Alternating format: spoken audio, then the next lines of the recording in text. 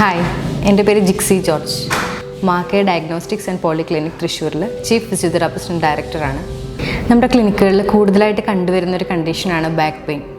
Back പെയിനായിട്ട് വരുന്ന ഭൂരിഭാഗം പേരും ചോദിക്കുന്ന ക്വസ്റ്റ്യനാണ്, ഡിസ്ക് ബൾജ് കൊണ്ടാണോ ബാക്ക് പെയിൻ വന്നിട്ടുള്ളത്?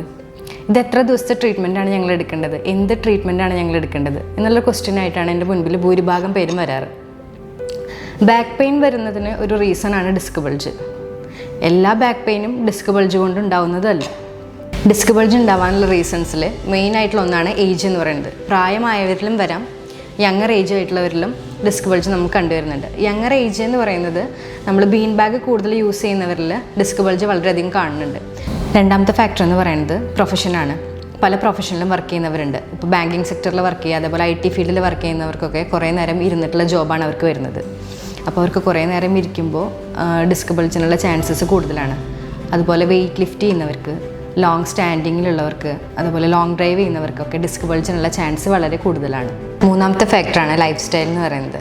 ലൈഫ് സ്റ്റൈലിൽ ഇപ്പോൾ ഒരുപാട് പേര് കുഷ്യൻ എഫക്റ്റ് വല്ലാതെ കൂടിയ ബെഡ് യൂസ് ചെയ്യുന്നുണ്ട്. അപ്പോൾ നമ്മൾ പണ്ടൊക്കെ റിജിഡായിട്ടുള്ള സർഫസിലേക്ക് എടുക്കണം എന്നാണ് പറയാറ്. ഇപ്പോൾ നമ്മൾ കുഷ്യൻ എഫക്റ്റ് കൂടുതലുള്ള ബെഡ് യൂസ് ചെയ്യുമ്പോൾ അതിൻ്റെ ആ കർവേച്ചർ കൂടി ബൾജിനുള്ള ചാൻസസ് കൂടുതലാണ്. അതുപോലെ പെട്ടെന്നുള്ള വെയിറ്റ് ഗെയിൻ ഒരു റീസണാണ് ഡിസ്ക് ബൾജിനുള്ളത്. നമുക്ക് ഡിസ്ക് ബൾജിൻ്റെ ട്രീറ്റ്മെൻറ്റിനെ പറ്റി പറയാം.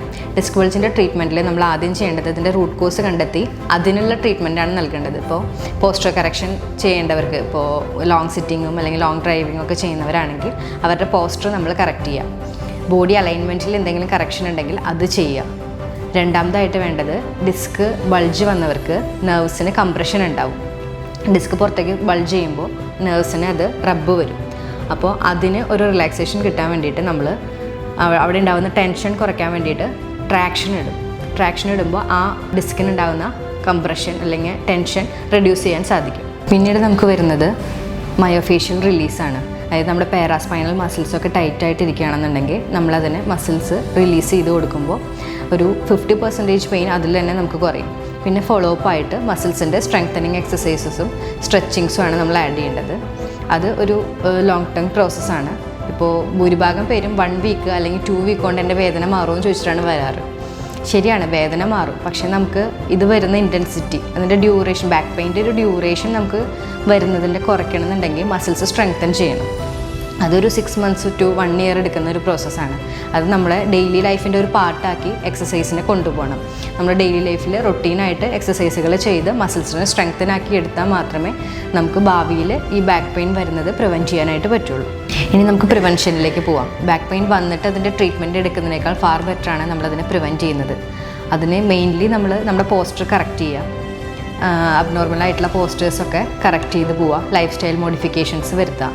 ഇന്ന് നമുക്ക് സ്വയമായിട്ട് പറ്റുന്നില്ലെങ്കിൽ ഏതെങ്കിലും ഫിസിയോസിൻ്റെ ഹെൽപ്പോട് കൂടിയിട്ട് ലൈഫ് സ്റ്റൈൽ മോഡിഫിക്കേഷൻ ആണെങ്കിലും പോസ്റ്റർ കറക്ഷൻ ആണെങ്കിലും ചെയ്തു പോവുക. എക്സസൈസുകൾ ലൈഫിൻ്റെ പാർട്ടാക്കി അങ്ങനെ കൊണ്ടുപോവുക.